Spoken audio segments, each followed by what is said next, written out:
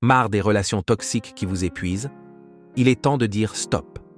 Dans cette vidéo, je vous montre comment poser des limites claires et saines pour reprendre le contrôle de votre vie et retrouver enfin la paix intérieure. Imaginez-vous dans une situation tendue, où les mots ou les actions de quelqu'un commencent à éveiller en vous une vague de colère ou de frustration. À cet instant précis, la pleine conscience peut devenir votre meilleur allié. Mais que signifie véritablement être pleinement conscient dans un moment de désordre émotionnel? C'est être capable de se détacher mentalement du tourbillon des émotions qui surgissent et de les observer avec clarté, sans jugement. C'est un état de présence totale, où vous vous permettez de reconnaître ce qui se passe en vous, sans être emporté par le flot. Lorsque vous pratiquez la pleine conscience, vous prenez un moment pour respirer profondément, pour vous ancrer dans l'instant présent. Cet acte simple mais puissant de respiration consciente peut interrompre le cycle réactif qui vous pousse à répondre de manière impulsive à l'irrespect. Au lieu de cela, vous gagnez une distance intérieure qui vous permet d'évaluer la situation avec une objectivité accrue. Vos pensées deviennent des nuages qui passent dans le ciel de votre esprit et non des tempêtes incontrôlables qui déterminent vos actions. La clé est de se rappeler que la pleine conscience ne consiste pas à fuir ou à éviter les émotions difficiles. Au contraire, c'est une invitation à les accueillir pleinement, à les reconnaître pour ce qu'elles sont, des expériences passagères. Par exemple, lorsque vous ressentez l'irritation monter en vous après une remarque désobligeante, prenez un instant pour noter cette émotion. Voici la colère, pourriez-vous dire intérieurement. En la nommant ainsi, vous désamorcez son pouvoir de contrôler vos actions. Vous devenez l'observateur, plutôt que la marionnette tirée par les fils des émotions. Ce détachement conscient vous permet également de réfléchir avant de réagir. Au lieu de riposter avec une parole dure ou une action regrettable, vous pouvez choisir une réponse qui reflète vos valeurs profondes, celles de la paix, de la compréhension et de la dignité. Cela ne signifie pas que vous devez accepter l'irrespect ou tolérer l'inacceptable. Plutôt, c'est une invitation à répondre d'une manière qui ne vous déstabilise pas intérieurement. Ainsi, la pleine conscience devient un bouclier protecteur. Non pas en créant une barrière physique, mais en vous offrant une clarté mentale qui vous empêche d'être entraîné dans le chaos émotionnel. C'est un art, une pratique constante qui, avec le temps, peut transformer non seulement la manière dont vous répondez à l'irrespect, mais aussi la qualité de vos interactions quotidiennes. Voilà comment la pleine conscience, dans sa simplicité, peut apporter une paix intérieure face à l'irrespect. Lorsque nous pensons à la compassion, nous l'associons souvent à la gentillesse et à la chaleur envers ceux qui nous entourent. Mais qu'en est-il lorsqu'il s'agit de montrer de la compassion face à l'irrespect? Comment pouvons-nous trouver un chemin vers l'empathie alors que l'instinct nous pousse à riposter ou à nous protéger? Cultiver la compassion dans ces moments commence par une compréhension fondamentale. L'irrespect est rarement une attaque personnelle. Souvent, il est le reflet des luttes internes de la personne qui le manifeste. Il est important de se rappeler que derrière chaque acte d'agression verbale ou d'attitude désobligeante, il y a un être humain qui peut souffrir, être stressé ou simplement se sentir perdu. Cette souffrance, qu'elle soit consciente ou non, est projetée sur les autres sous forme de comportements blessants. Prenez un instant pour envisager ce scénario. Une collègue vous lance une remarque cinglante sans raison apparente. Votre réaction immédiate pourrait être de vous défendre, d'argumenter ou de vous sentir blessé. Mais si vous faites une pause et vous demandez « D'où cela pourrait-il venir ?», vous ouvrez la porte à la compassion. Peut-être cette personne traverse-t-elle une période difficile, des frustrations cachées, ou des insécurités qu'elle ne sait pas comment exprimer autrement. En reconnaissant cela, vous pouvez voir au-delà de l'irrespect et percevoir la douleur non dite qui se cache derrière. Ce n'est pas pour autant une excuse pour tolérer les mauvais traitements ou pour accepter l'inacceptable. Mais en intégrant la compassion dans votre réponse, vous transformez un potentiel conflit en une opportunité de connexion humaine. Plutôt que de réagir avec animosité, vous pouvez répondre avec douceur, peut-être même avec une parole qui reconnaît la difficulté de l'autre. Un simple « je vois que quelque chose te dérange, est-ce que tout va bien ?» peut désarmer une situation tendue et ouvrir un dialogue constructif. La compassion ne signifie pas non plus que vous devez tout supporter en silence. Elle vous donne la force d'intervenir de manière appropriée en restant ancré dans vos valeurs humaines. En montrant de la compassion, vous ne devenez pas vulnérable, mais plutôt conscient et intentionnel dans vos actions. Cela peut également signifier poser des limites claires tout en restant bienveillant. Je comprends que tu sois peut-être frustré, mais ce ton ne me convient pas, est un exemple d'affirmation de soi teintée de compassion. Enfin, rappelez-vous que la compassion commence aussi par vous-même. Être compréhensif envers les autres ne signifie pas vous oublier ou minimiser vos propres sentiments. Vous avez le droit de ressentir de l'inconfort ou de la douleur face à l'irrespect. En reconnaissant vos émotions, tout en restant bienveillant envers l'autre, vous pratiquez une compassion complète et équilibrée. Dans un monde qui peut parfois sembler impitoyable, la compassion est un acte de courage. Elle vous permet de ne pas vous laisser emporter par la négativité des autres et de rester fidèle à votre propre humanité. C'est une force douce mais puissante, capable de transformer les conflits en compréhension mutuelle et de rendre vos relations, même avec ceux qui vous respectent peu, plus profondes et authentiques.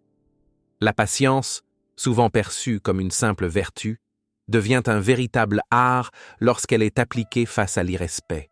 Il ne s'agit pas seulement d'attendre que la tempête passe, mais de maîtriser l'instant présent, de trouver cet espace entre le stimulus et la réaction.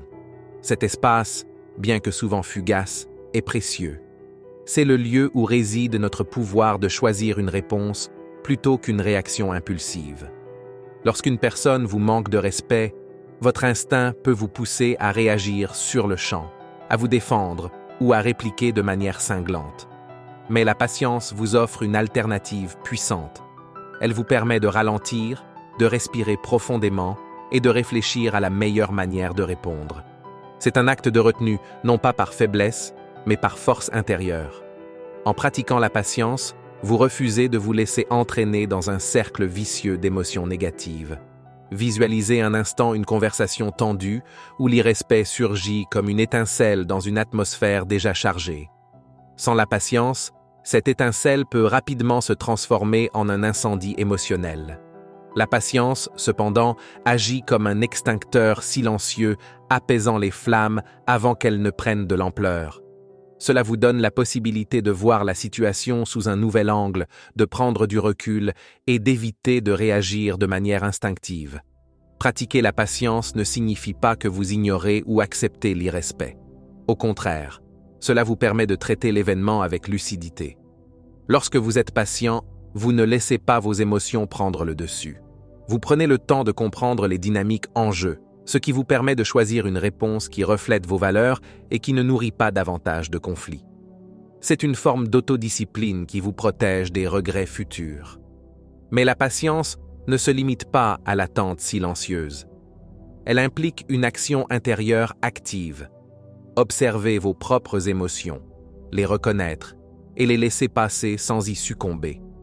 Par exemple, lorsque quelqu'un vous parle avec un ton condescendant, plutôt que de répondre immédiatement, vous pouvez prendre un moment pour ressentir votre irritation sans la laisser dicter votre réponse. En pratiquant cet art, vous devenez plus résilient face aux provocations. La patience se cultive également par la pratique quotidienne, même dans les petites interactions. Que ce soit en faisant la queue au supermarché ou en attendant une réponse à un message important, chaque occasion devient une opportunité d'affiner cette compétence. Plus vous pratiquez la patience dans les situations anodines, plus elle devient accessible dans les moments de tension. Ce respect de soi, loin d'être de l'orgueil, est en réalité un acte d'autopréservation qui vous permet de fixer des limites claires et de protéger votre bien-être émotionnel et psychologique. Lorsque vous maintenez un haut niveau de respect pour vous-même, cela se reflète dans vos actions, vos paroles, et surtout dans la manière dont vous permettez aux autres de vous traiter. C'est un message silencieux mais puissant qui dit « Je sais ce que je vaux et je ne tolérerai pas moins que ce respect ». Ce sentiment d'estime personnelle est souvent palpable pour ceux qui vous entourent. Lorsque les autres perçoivent que vous vous respectez, ils sont plus enclins à agir de manière respectueuse envers vous. À l'inverse, Un manque de respect de soi peut inviter l'irrespect, car il envoie le signal que vous acceptez un traitement inférieur. Mais comment maintenir ce respect de soi, surtout dans des situations où l'irrespect se manifeste? Tout commence par la clarté de vos propres limites. Fixer des limites, c'est établir des frontières saines dans vos relations, définissant ce qui est acceptable pour vous et ce qui ne l'est pas. Par exemple, si quelqu'un vous parle de manière inappropriée ou vous manque de respect, il est crucial de faire savoir que ce comportement n'est pas tolérable.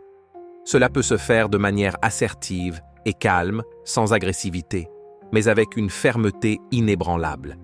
Dire quelque chose comme « je n'apprécie pas ce ton », parlons-en de manière respectueuse, est une façon de réaffirmer votre valeur tout en maintenant un dialogue constructif. Le respect de soi est également nourri par la conscience de vos propres besoins et de vos émotions. Cela signifie prendre soin de vous, non seulement physiquement, mais aussi émotionnellement et mentalement. Lorsque vous êtes en phase avec ce que vous ressentez et que vous honorez ces sentiments, vous vous assurez de ne pas vous laisser entraîner dans des situations qui compromettent votre bien-être.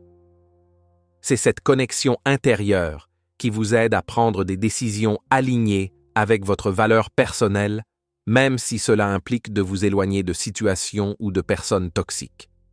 Il est important de noter que maintenir le respect de soi ne signifie pas adopter une posture rigide ou être constamment sur la défensive. Cela signifie simplement être en paix avec qui vous êtes et être prêt à défendre cette paix lorsqu'elle est menacée. Il y a une différence entre fixer des limites et ériger des murs. Les limites sont flexibles, elles s'adaptent aux circonstances tout en protégeant ce qui est essentiel pour vous. Les murs, en revanche, vous isolent et vous privent d'interactions authentiques. Le respect de soi est donc un équilibre délicat entre s'affirmer et rester ouvert à la communication. Lorsque vous incarnez pleinement le respect de soi, vous envoyez un message puissant aux autres. Vous ne permettrez pas que votre valeur soit diminuée ou ignorée. Ce message peut, par lui-même, dissuader ceux qui pourraient autrement essayer de vous manquer de respect. Ils comprendront que vous êtes quelqu'un qui connaît sa valeur et qui ne tolérera rien de moins. En fin de compte, le respect de soi crée un environnement où l'irrespect a peu de chances de prospérer. Vous cultivez des interactions plus saines, fondées sur une base de respect mutuel. Lorsque vous êtes ancré dans votre propre valeur, vous inspirez les autres à faire de même, établissant ainsi des relations plus solides et plus épanouissantes. Imaginez un tableau vierge. Ce tableau représente votre espace personnel, votre territoire émotionnel. Chaque trait que vous tracez sur ce tableau définit un espace sacré, inviolable. Voilà ce que sont les limites, des lignes claires que vous dessinez pour protéger ce qui vous est précieux, pour définir ce qui est acceptable dans vos interactions avec les autres. Les limites ne sont pas des murs infranchissables ni des barrières rigides. Elles sont plutôt des guides, des bornes placées le long du chemin pour indiquer aux autres où s'arrête leur influence et où commence votre espace de confort.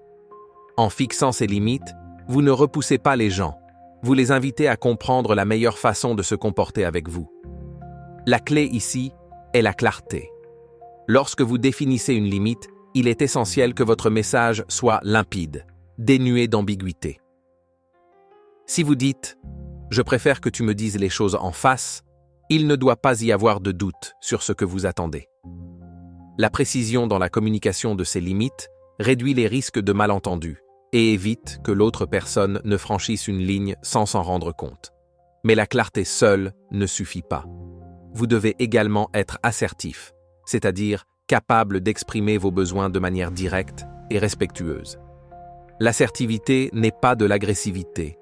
Elle ne consiste pas à imposer vos désirs aux autres, mais plutôt à affirmer vos besoins avec fermeté tout en respectant ceux des autres.